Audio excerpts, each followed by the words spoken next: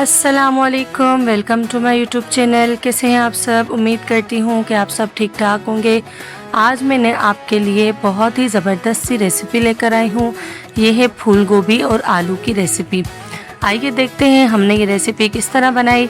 सबसे पहले चैनल पर नए हैं प्लीज़ चैनल को लाइक और सब्सक्राइब कर दिया करें ताकि हमारी आने वाली हर नई वीडियो का नोटिफिकेशन सबसे पहले आप तक पहुँच सके।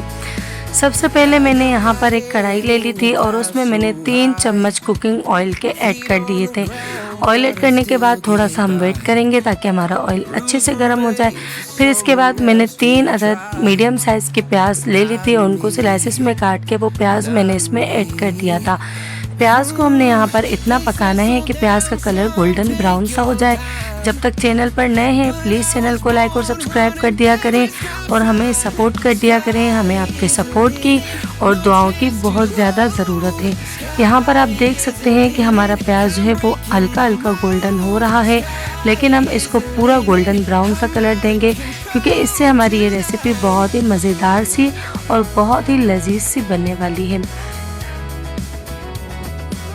यहाँ आप देख सकते हैं कि प्याज हमारा गोल्डन हो रहा है। जब तक चैनल को सब्सक्राइब कर दें, वीडियो को लाइक कर दें और हमारी वीडियो को एंड तक लाजमी देखा करें।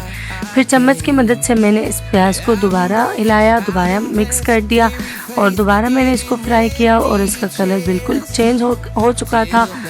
फिर इसके बाद मैंने यहाँ पर 1 चम्मच अदरक और लहसुन का पेस्ट ऐड कर दिया था ताकि अदरक और लहसुन पेस्ट की स्मेल जो है वो भी ख़त्म हो जाए और ये भी अच्छे से पककर तैयार हो जाए। अब यहाँ पर हमारा प्याज और ये अदरक और लहसुन पक चुकी थी तो फिर मैंने 3 अदद आलू ले लिए थे, उनको बीच से कट करके वो मैंने ऐड कर दिया था और आधा किलो मैंने गोभी ले ली थी और इनको भी मैंने छोटे छोटे पीसेस में कट करके वॉश करके अच्छे से मैंने इसमें ऐड कर दिया।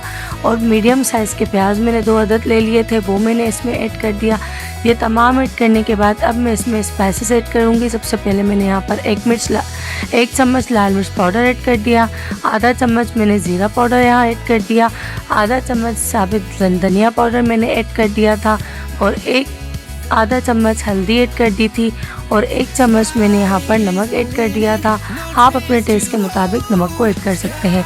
फिर इस तमाम को मैं अच्छे से चम्मच की मदद से मिक्स कर लूँगी ताकि हमारी गोभी जो है वो अच्छे तरीके से पककर तैयार हो जाए और ये स्पाइसेस भी जो इसमें लग जाए। इसको मैंने कवर करके रख दिया था 5 से 10 मिनट के लिए क्योंकि गोभी जो है अपना पानी खुद छोड़ती है। मैं इसमें पानी ऐड करने की कोई ज़रूरत नहीं। कवर हटाने के बाद यहाँ आप देख सकते हैं कि मैंने इसमें कोई पानी ऐड नहीं किया और ये खुद से अपने पानी में पक चुकी है और आलू भी जो है इसी के साथ पक जाएंगे। फिर दोबारा मैंने इसको कवर कर दिया था क्योंकि आलू हमारे थोड़े बहुत कच्चे थे और गोभी भी थोड़ी कच्ची सी लग रही थी। फिर कवर मैंने हटाया 2 से 3 मिनट के लिए और यहाँ आप देख सकते हैं कि हमारे आलू अभी भी थोड़े से कच्चे हैं, लेकिन हम इसमें ना कोई पानी ऐड करेंगे ना क्या। तो फिर मैंने इसमें हरी मिर्चें ऐड कर दी 2 से 3 अदद काट के। फिर मैं इसको जो है चम्मच की मदद से मैंने मिक्स कर लिया और दोबारा मैं इसको जो है कवर करके रख दूँगी।